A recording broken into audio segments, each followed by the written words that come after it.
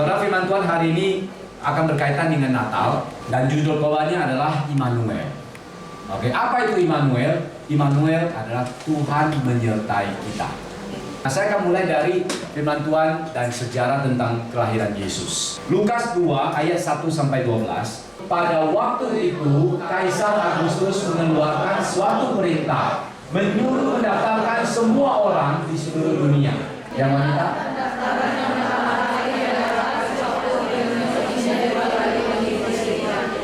Maka pergilah semua orang mendaftarkan diri masing-masing di kotanya sendiri.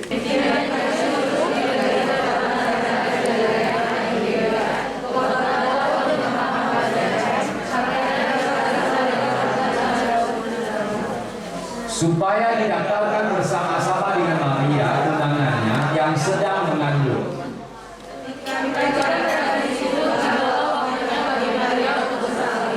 Dan ia melahirkan seorang anak laki-laki, anaknya yang sulung, lalu dibungkusnya dengan lampin dan dibaringkannya di dalam palungan, karena tidak ada tempat bagi mereka di rumah penginapan.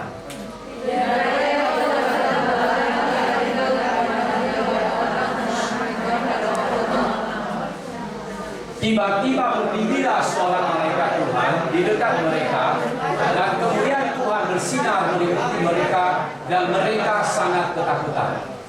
Lalu kata malaikat itu kepada mereka, "Jangan takut, sebab sesungguhnya aku memberitakan kepadamu kesukaan besar untuk seluruh bangsa.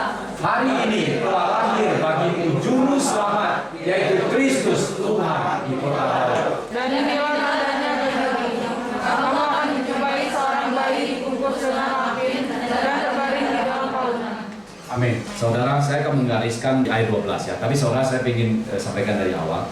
Jadi waktu itu memang inilah rencana Tuhan ya, dan waktu itu Yesus mulai lahir. Oke. Kemudian ada pencatatan. Makanya mulai dari Yesus lahir itulah yang dimaksud dengan tahun Masehi. Di mana kita mulai hitung dari nol.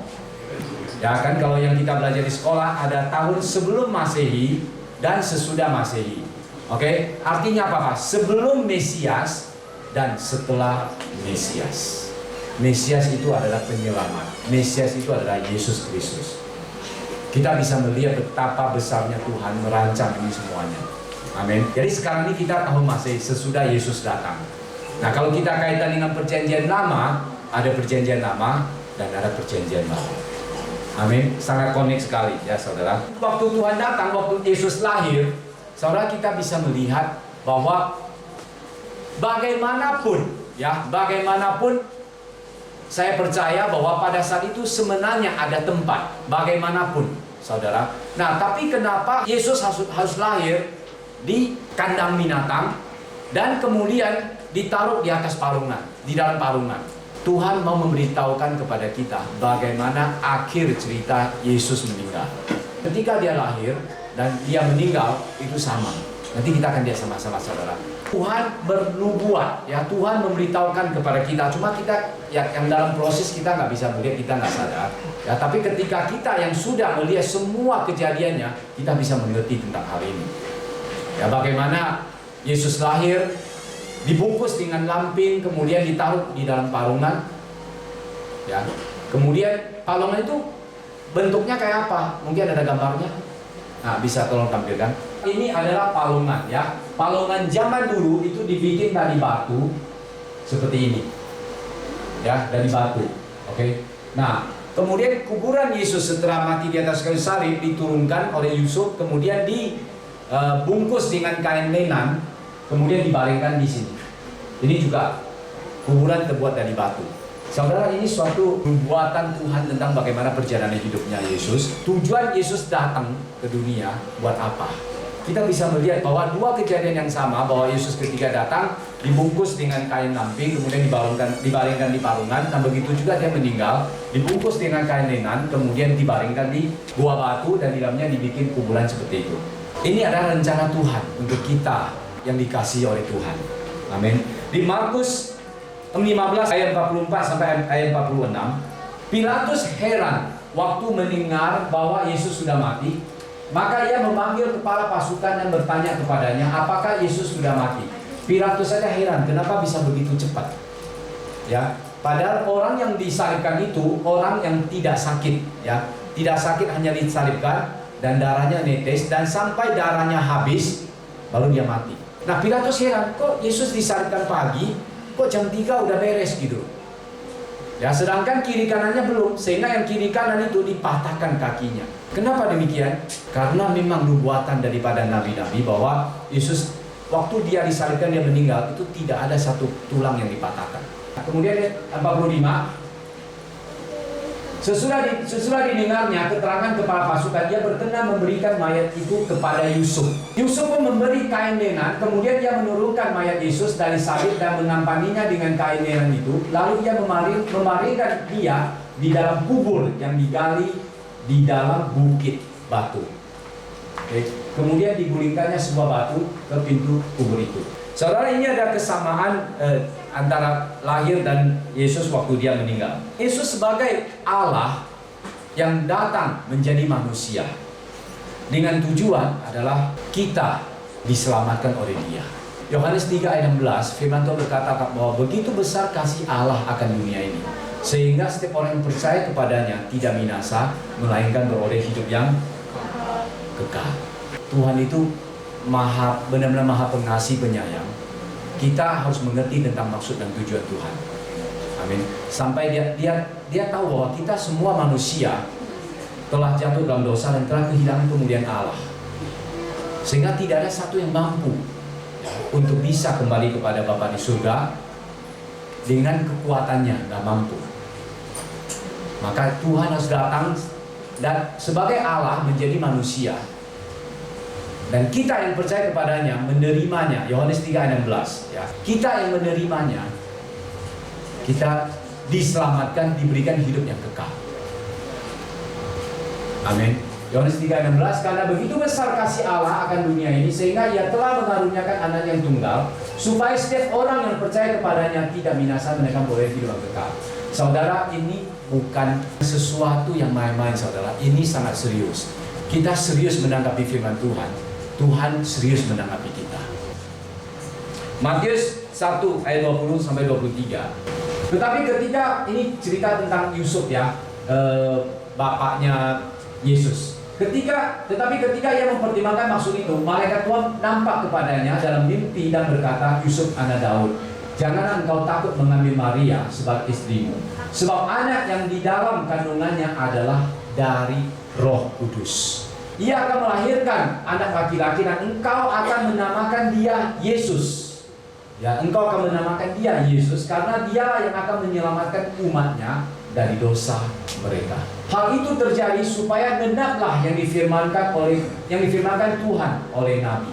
Sesungguhnya anak darah itu akan mengandung dan melahirkan seorang anak laki-laki dan mereka akan menamakan dia Immanuel, yang berarti Allah menyertai kita. Immanuel sendiri artinya Allah menyertai kita. Jadi gini saudara, kita semua manusia biasa.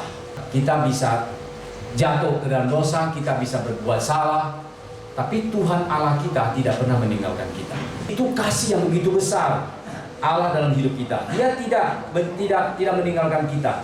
Justru hati Allah adalah Dia mau menyertai kita seumur hidup kita di atas muka bumi ini untuk memberkati kita, saudara. Saya kadang-kadang dengar orang berkata, saya sakit, ini saya lagi dihukum sama Tuhan. Nah, saya bangkrut, ini saya lagi dihukum sama Tuhan. Saudara, saya mau clearkan hari ini bahwa Tuhan Allah kita bukan rancangannya mencelakakan kita, tapi Tuhan justru menyertai kita, mau memberkati kita. Tuhan menyertai kita, mau berpartner dengan kita untuk memberkati kita. Saya bisa buktikan dengan satu firman Tuhan untuk saudara lihat. Jadi saya ingin saudara jangan salah pengertian. Karena Tuhan yang begitu mengasihi kita, yang sampai datang, ini sebagai suatu bukti aja, yang sampai datang menjadi manusia biasa dan mati di atas kayu salib buat kita, itu adalah bukti konkret bahwa Tuhan begitu mengasihi kita. Nah, bukti yang kedua di Yeremia 29 ayat 10 dan 11. Firman Tuhan kata, sebab aku ini mengetahui rancangan-rancangan apa yang ada padaku mengenai kamu.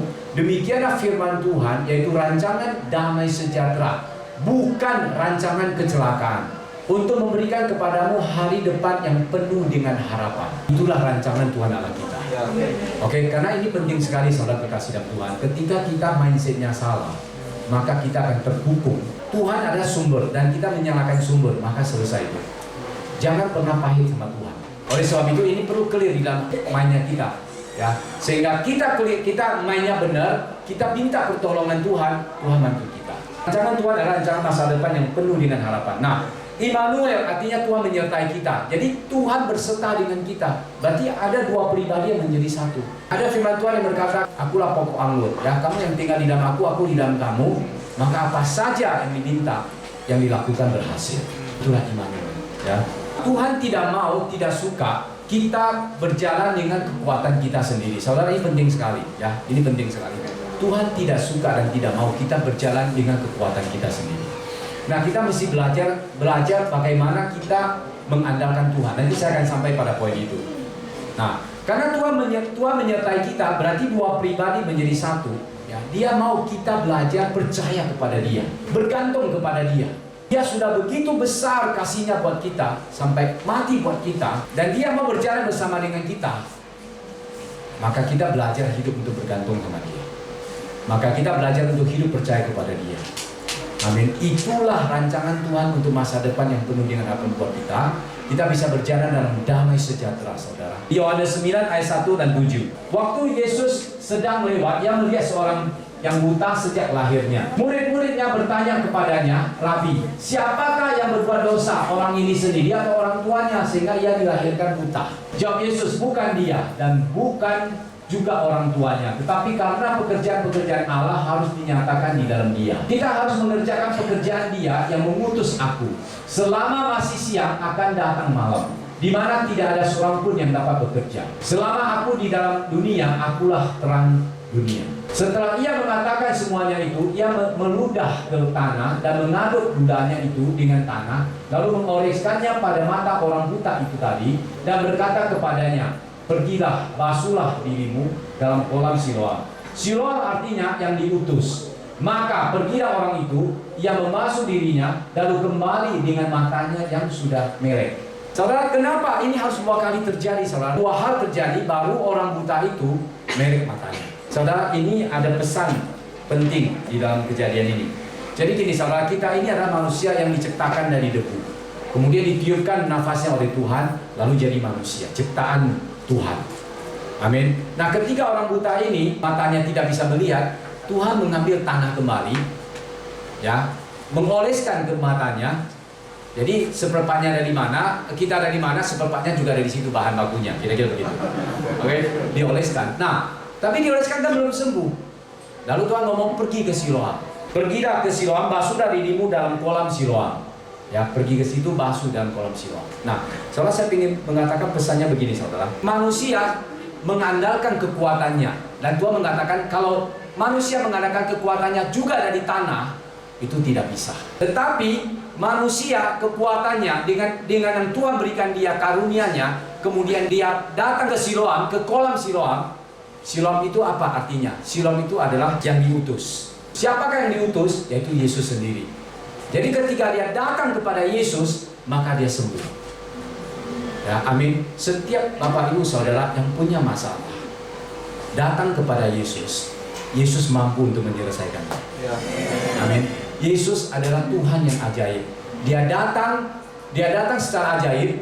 Dia datang dari Roh Kudus, dari Tuhan secara ajaib menjadi manusia, dan dia juga kembali secara ajaib. Bagaimana kembali secara ajaib? Pada hari ketiga dia bangkit dari kubur. Kemudian setelah 40 hari dia naik ke surga. Murid-muridnya 500-an orang melihat dia. Jadi Tuhan kita itu Tuhan yang ajaib. Kita ada masalah, datang kepada Tuhan. Nah, bagaimana datang kepada Tuhan? Ya memang dimulai dari saudara, kita punya komunitas dulu untuk kita dibimbing. Ya, kita dibimbing di dalam komunitas, di sel, dikuatkan, ya diajarkan tentang firman Tuhan. Kemudian kita bisa doa, bisa minta sama Tuhan, bagaimana caranya diajarkan. Setiap kita yang ada masalah jangan takut. Firman Tuhan ngomong jangan takut. Ya, karena Tuhan menyertai kita. Di dalam Kristus itu komplit. Kenapa kita datang kepada Yesus? Di dalam Kristus itu komplit. Yesus berkata bahwa akulah jalan dan kebenaran dan hidup. Ini komplit nih sudah. Ya, di dalam saya adalah jalan. Saya adalah kebenaran itu. dan saya adalah hidup. Di dalam saya ada kesembuhan. Ya, di dalam saya ada pemulihan. Di dalam saya ada kelepasan. Di dalam saya ada kemerdekaan. Di dalam saya ada pemulihan yang tuntas. Karena akulah jalan dan kebenaran dan hidup. Di dalam saya ada kemakmuran. Yeremia 17 ayat 5 sampai 8. Beginilah firman Tuhan, terkutuklah orang yang mengandalkan manusia, yang mengandalkan kekuatannya sendiri, dan yang hatinya menjauh daripada Tuhan. Ia akan seperti semak bulus di padang belantara. Ia tidak akan mengalami datangnya keadaan baik. Ia akan tinggal di tanah hangus, di padang gurun, di negeri padang asing yang tidak berpenduduk. Diberkatilah orang yang mengandalkan Tuhan, yang menaruh harapannya pada Tuhan. Ia akan seperti pohon yang ditanam di tepi air, yang merambahkan akar-akarnya ke tepi batang air, dan yang tidak mengalami datangnya panas terik, yang daunnya tetap hijau, yang tidak khawatir dalam tahun kering, dan yang tidak berhenti menghasilkan buah. Itulah orang yang hidup mengandalkan Tuhan. Apa itu mengandalkan Tuhan, saudara? Mengandalkan Tuhan adalah meletakkan prinsip-prinsip kebenaran firman Tuhan dalam hidup kita yang paling tinggi. Menjadi pemimpin dalam hidup kita. Kita membangun keluarga berdasarkan firman Tuhan. Kita mendidik anak kita berdasarkan firman Tuhan. Kita berusaha, bisnis, itu berdasarkan firman Tuhan. Itulah hidup mengandalkan Tuhan. Tuhan memberkati kita. Tadi Mas Salim bicara mengenai apa semua tadi beliau sharing, saudara ya. Intinya bahwa saudara, Tuhan bilang Immanuel. Immanuel artinya Tuhan beserta kita. Dan Tuhan bilang walaupun kita bisa gagal, kita bisa jatuh, tapi Tuhan tidak pernah meninggalkan kita. Dan sebenarnya saudara, apa yang dimaksud dengan Immanuel? Itu adalah Tuhan menyertai kita, bahwa Tuhan tidak pernah meninggalkan kita. Ya, saudara, waktu kita percaya sama Yesus, kita terima Yesus masuk ke dalam hati kita. Amin, saudara. Amin. Ya, sejak saat itu Tuhan tidak pernah meninggalkan kita. Yes, amin. Saudara. Dan kenapa Tuhan itu Dia nggak pernah meninggalkan kita, dan kenapa Dia selalu mau ada bersama dengan kita? Dan Dia bilang Immanuel apa? Artinya Tuhan itu tidak jauh, saudara. Tuhan itu nggak jauh sampai kemana-mana, sampai kita harus cari Tuhan, Tuhan di mana? Tuhan jawab doaku, Tuhan tolong, Tuhan buka kupingnya. Enggak, saudara. Kenapa? Karena sebenarnya Tuhan mau kasih tahu bahwa Tuhan itu dekat. Tuhan itu ada di dalam hati kita waktu kita percaya sama Dia, waktu kita terima Dia, dan Dia tidak akan pernah meninggalkan kita. Jadi saudara, kalau saudara, tadi saya sama Pak Salim, saudara, kalau misalnya gini, saya mau minta tolong sama Pak Salim, saudara. Hani, kamu di mana? Kamu di mana? Enggak kan, saudara? Kenapa? Karena Dia dekat. Nah, saudara, ini dekat. Hai Hani, dan Dia bilang dia di sini. Saudara, Tuhan lebih dekat lagi. Kenapa? Dia ada di sini. Amen. Jadi Tuhan itu selalu dekat, saudara. Dia tidak pernah jauh. Amin. Dan saudara, kita tinggal whisper, kita tinggal, Tuhan, aku tahu ada di sini. Dan Tuhan peduli untuk hidup. Tuhan peduli untuk masalah. Dan Tuhan dengar. Itu yang namanya Immanuel. Dia tidak pernah meninggalkan kita dan Dia selalu dekat sama kita. Amin. Markus 5:22-30. Datanglah seorang kepala rumah ibadat yang bernama Yairus. Ketika ia melihat Yesus, tersungkurlah ia di depan kakinya. Dan memohon dengan sangat kepadanya, anakku perempuan sedang sakit, hampir mati. Datanglah kiranya dan letakkan tangan di atasnya, supaya ia selamat dan tetap hidup. Lalu berkata Yesus dengan orang itu, orang yang menolong dia dan berdesak-desakan di dekatnya. Adalah di situ seorang perempuan yang sudah 12 tahun lamanya menderita darah. Ia telah berulang-ulang diobati oleh berbagai tabib, sehingga telah dihabiskannya semua yang ada padanya. Namun sama sekali tidak ada faedahnya, malah sebaliknya keadaannya makin memburuk. Dia sudah mendengar berita-berita tentang Yesus, maka di tengah-tengah orang banyak itu, ia mendekati Yesus dari belakang dan mengenakan jubahnya. Sebab katanya, asal lu jamah saja jubahnya, aku akan sembuh. Ketika itu dia juga berdiam darahnya dan dia merasa bahwa dia sudah sembuh dari penyakitnya. Pada ketika itu juga Yesus mengetahui bahwa ada tenaga yang keluar dari dirinya. Lalu ia berpaling di tengah orang banyak dan bertanya, siapa yang menjamah jubahku? Murid-muridnya menjawab, engkau melihat bagaimana orang-orang ini berdesak-desakan dekatmu, dan kau bertanya, siapa yang menjamah aku? Lalu ia memandang sekelilingnya untuk melihat siapa yang telah melakukan hal itu.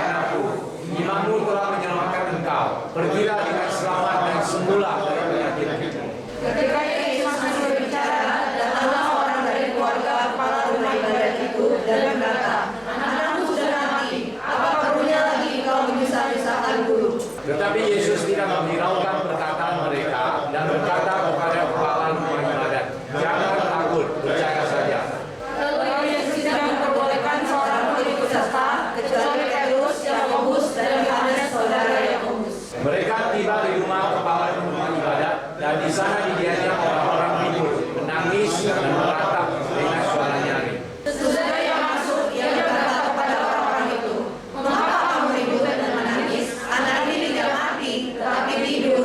Tetapi mereka menertawakan dia, maka diusirnya semua orang itu, lalu dibawanya ayah dan ibu anak itu, dan mereka yang bersama-sama dengan dia masuk ke kamar anak itu.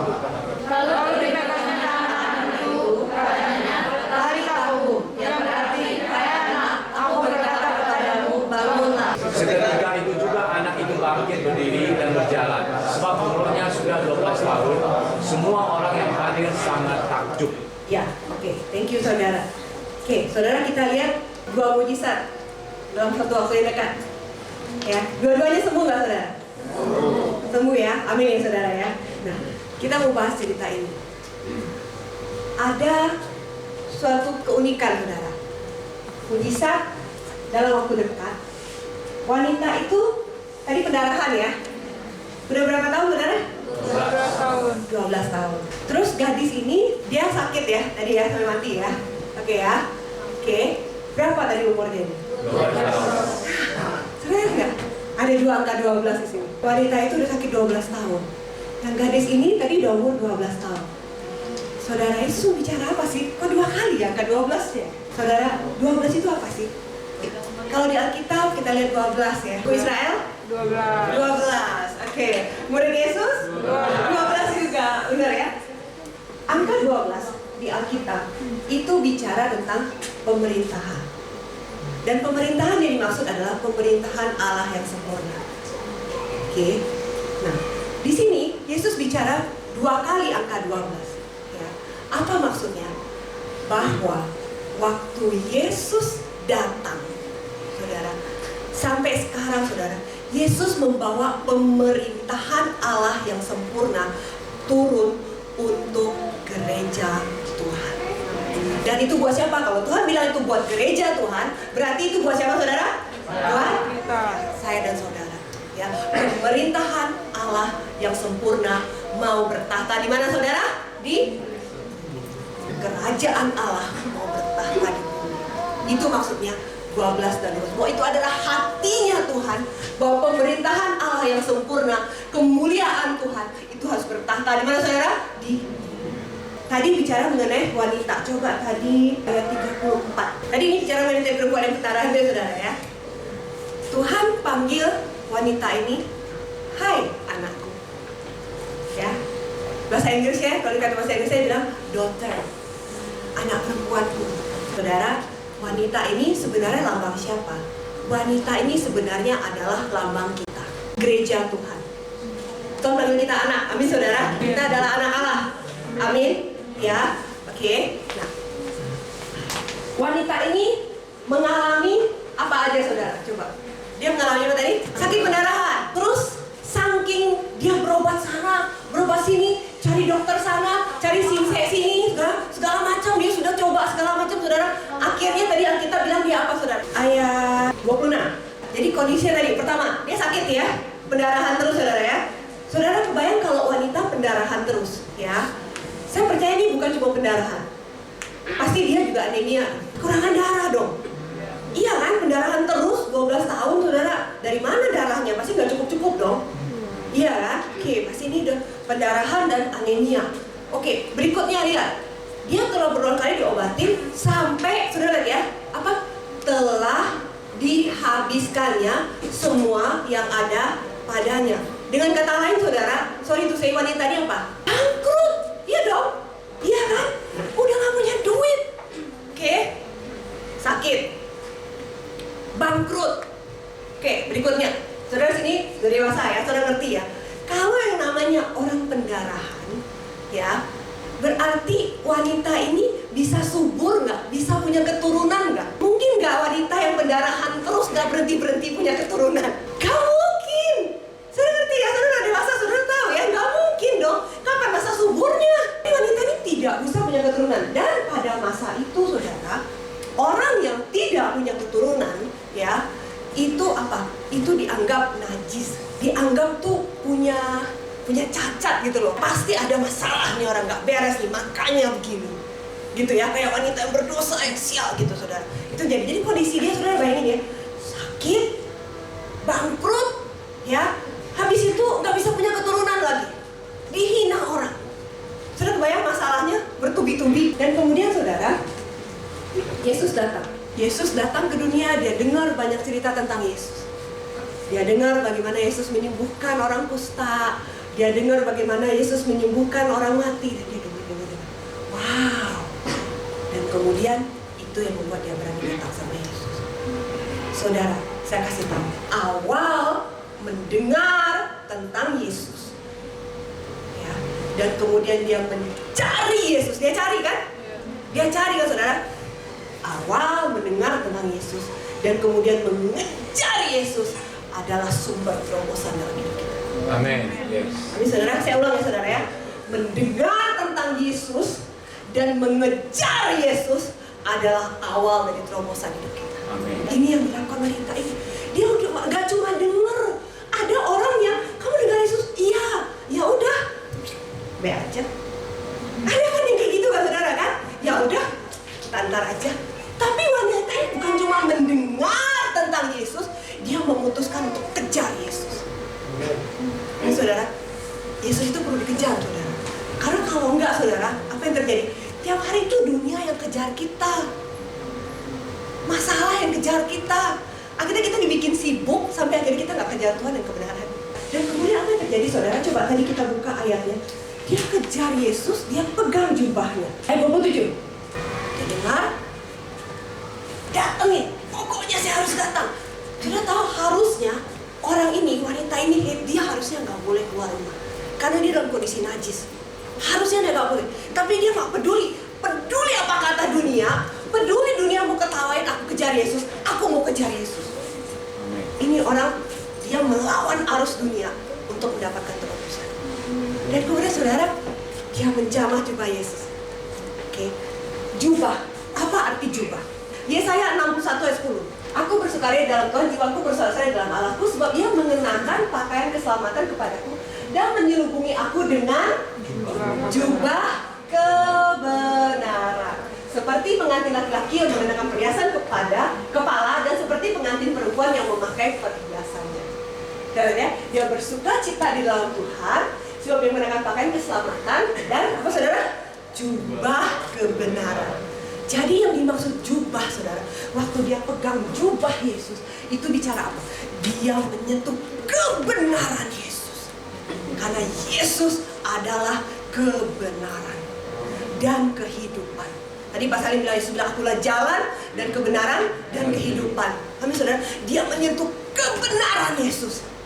Dengan imannya saudara, itu bicara apa saudara? Bicara bahwa wanita ini bukan cuma mendengar tentang Yesus, tapi dia kejar Yesus. Dan apa? Dia percaya bahwa Yesus adalah kebenaran. Dia serahkan hidupnya bagi kebenaran itu. Itu yang terjadi dengan wanita ini. Dan saudara lihat ya, dia sembuh nggak?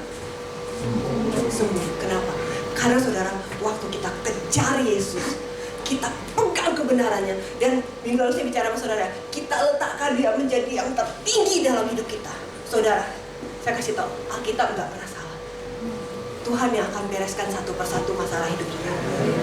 Saudara, ini yang terjadi pada wanita ini kan. Dia sentuh kebenaran Yesus. Dia bilang, Tuhan, aku serahkan hidupku padamu. Aku percaya penuh kepada kebenaran-Mu. Dan aku sekarang terima kebenaran-Mu.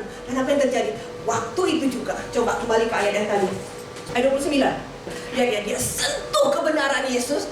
Dan seketika itu juga, dia sembuh. Waktu kita menyentuh kebenaran Tuhan, saya percaya saudara, terobosan demi terobosan akan datang bagi kita. Amin. Oke, amin saudara. Dan kemudian saudara lihat ya. Jadi gini saudara, prinsip firman Tuhan itu saudara, itu gini. Kalau misalnya saya sama Winnie, nih, kau percaya nggak sama aku? Oke. Winnie gak bilang gini, buktiin dulu dong kan? Bener gak? Iya kan? Dunia kayak gitu kan, buktiin dulu dong. Tapi saudara, Alkitab itu kebalikan dari dunia. Ya, kamu percaya dulu, baru kamu dapetin. Bukan buktiin dulu. Saya ngerti gak? Kalau di dunia sana, di luar sana, orang apa? Buktiin dulu dong bener apa enggak. Iya kan? Tapi sudah lihat gak? Wanita ini dia denger, habis itu dia kejar. Kenapa? Karena dia percaya. Jadi dia kejar dulu, baru kemudian dia terima kebenaran itu dan dia sembuh. Amin. Saudara, ini caranya Tuhan yang beda sama dunia. Kalau dunia dia apa? Buktiin dulu dong sama gue. Ya nggak saudara? Iya, tapi Tuhan kita beda. Tuhan bilang, kamu percaya, kamu pegang kebenaranku, kamu sembuh. Ini cara kerja Tuhan kita, saudara. Ini saudara, dan berikutnya saudara. Sekarang gini, tadi dia sembuh kan? Oke. Saudara lihat ya, Tuhan tuh kalau bekerjanya luar biasa. Habis dia sembuh, berarti kalau dia pulang, jadi dia nggak bangkrut lagi dong harusnya. Karena tadi uangnya habis buat berobat. Sekarang kalau dia sembuh, dia masih perlu habisin duit banyak nggak buat berobat? Nggak perlu dong. Saudara ya, sentuh kebenaran Yesus, dia sembuh. Kemudian dia ngalamin terobosan keuangan. Amin nggak saudara? Amin. Oke, berikutnya. Tadi dia mandul kan? Iya kan? Berarti dia bisa punya anak dong? Udah sembuh kan? Iya, saudara. Saya kasih tahu. Mandul di Alkitab ya tidak bisa punya keturunan. Itu bicara apa? Mandul bicara bahwa kita itu mengalami masalah dalam banyak hal. Kita tidak bisa mengalami kemenangan dalam banyak hal. Kenapa? Mandul bicara mengenai keturunan, dan di masa lalu itu keturunan itu bicara mengenai berkat, saudara. Ya, orang harus punya keturunan. Kenapa? Karena keturunan itu bicara mengenai berkat penyertaan Tuhan. Dan saudara, jadi waktu sekarang dia nggak mandul lagi, saudara ya. Maka waktu itulah dia mengalami satu persatu masalah dia beres, terobosan dia beres. Dia mengalami, dia punya anak, dia berketurunan dan diberkati. Wow, saudara lihat nggak sih? Saudara lihat bagaimana? Oke, tadi dia sembuh, dia dapat keuangan, dia sekarang punya keturunan, dan dia hidup diberkati. Saudara lihat nggak? Bagaimana berturut-turut terobosan. Waktu apa? Waktu dia kejar Yesus dan kebenarannya. Dan berikutnya, saya akan tutup dengan ini. Ayat 34. Maka katanya kepada perempuan itu, hai anakku, imanmu telah menyelamatkan kau. Pergilah dengan selamat. Oke. Nah, ini bahasanya kurang pas terjemahannya. Coba tolong aku bahasa Inggrisnya. Go in peace. Nah, ya. Ini sama. Thy faith has made you whole. Imanmu telah menyelamatkan kamu. Oke. Go in peace. Peace. Damai sejahtera. Bahasa aslinya, peace ini bukan peace, saudara ya. Di bahasa aslinya ini pakai katanya shalom. Apa arti kata shalom? Arti kata shalom adalah bukan cuma damai sejahtera. Ya, pertama damai sejahtera. Keselamatan, kelepasan, kesembuhan, berkat keuangan, penyertaan Tuhan. Saudara, jadi saudara, Tuhan bicara apa? Kamu sekarang bagian dari aku. Aku sama kamu Immanuel. Aku kan tidak pernah meninggalkan kamu lagi. Dan kamu mendapatkan my peace. Kamu mendapatkan my shalom. Dan my shalom tidak akan pernah meninggalkan kamu lagi sejak kamu terima aku. Kamu bukan cuma terima damai sejahtera, tetapi kamu terima keselamatan, kamu terima kelepasan, kamu terima berkat keuangan, kamu terima penyertaan Tuhan, kamu bebas dari worry, kamu sembuh. Semua itu Tuhan kasih. Waktu dia berapa? Tuhan bilang, kamu sekarang menerima damai sejahtera. Kamu menerima my shalom. Saudara, luar biasa enggak? Jadi saudara, sore ini kenapa saya cerita ini, saudara? Saya mau kasih lihat, kamu mesti lihat bahwa shalom. Yesus datang ke dunia. Yesus adalah Raja Damai. Amin, saudara. Yesus mau kasih tahu sama kita, Immanuel, waktu kita percaya penuh sama dia, kita kejar kebenarannya, maka dia tidak akan pernah bisa meninggalkan kita lagi. Karena dia begitu mengasihi kita. Karena Tuhan itu adalah kasih. Dan dalam setiap hatinya, apa yang ingin, dia hanya begitu ingin merindukan bahwa kita diberkati, kita mendapat terobosan, kita mengalami dia, dan kita makin bergantung sama dia, dan kita mengalami terobosan lagi, kita mengalami terobosan. Semakin lama kita semakin kuat bergantung sama dia, sampai kita tidak akan pernah bisa lepas dari dia. Dan kita bilang, Tuhan, kalau bukan karena Tuhan, kamu. Ini saya mau bicara soal ini, saudara. Immanuel. Jadi saudara, kalau kita tuh saudara ya, manusia nih, saya bilang, kita tuh kalau punya masalah ya, cenderung apa manusia itu? Pikir semuanya. Benar apa benar? Dipikir, ini gimana ya? Itu gimana ya? Benar gak saudara? Segala macam dipikir semuanya. Saudara, saya kasih tahu. Peace itu di mana? Di sini. Saudara, waktu saudara kita terima Yesus dan kita biarkan peace itu, shalom itu bekerja, saudara. Shalom itu bekerja dari dalam, saudara. Sehingga saudara kita nggak perlu lagi mikir. Kita mikir, saudara, sampai kita tuh stres, sampai kita itu sakit, saudara. Dan kemudian akhirnya kita hidupnya kacau. Saking mikirnya, akhirnya kita marah-marah sama pasangan kita ketemu orang kita jadi jutek, kita kasihan anak-anak kita bentak-bentakin. Kenapa, saudara? Karena sebenarnya kita berjalan dengan kemampuan kita sendiri. Pikir, kalau ini gimana? Kalau itu gimana? Ini gimana? Tapi saudara lihat, sore ini waktu kita bicara mengenai Immanuel, wanita itu menyentuh kebenaran Yesus dan Yesus tidak pernah meninggalkan dia. Maka saudara, firman Tuhan bilang, damai sejahteraku, my shalom, itu akan mengalir dan mengalir keluar menjadi air yang tidak akan pernah berhenti mengalir seumur hidup kita. Amin, saudara. Saudara merindukan hidup yang tenang? Amin. Amin, saudara. Semua orang ingin hidup tenang dong. Benar nggak? Kenapa orang saudara, banyak orang yang bermeditasi sampai ke gunung, gitu-gitu, yang menyendiri. Kenapa, saudara? Karena sebenarnya dia merindukan ketenangan. Tapi saudara, the true peace, saudara, ketenangan yang sejati didapat waktu engkau menyentuh jubah Yesus dan bilang, Yesus, aku percaya kebenaran dan aku serahkan hidupku bagi kebenaran. Amin, saudara. Itu yang saya mau sharing sama saudara hari ini.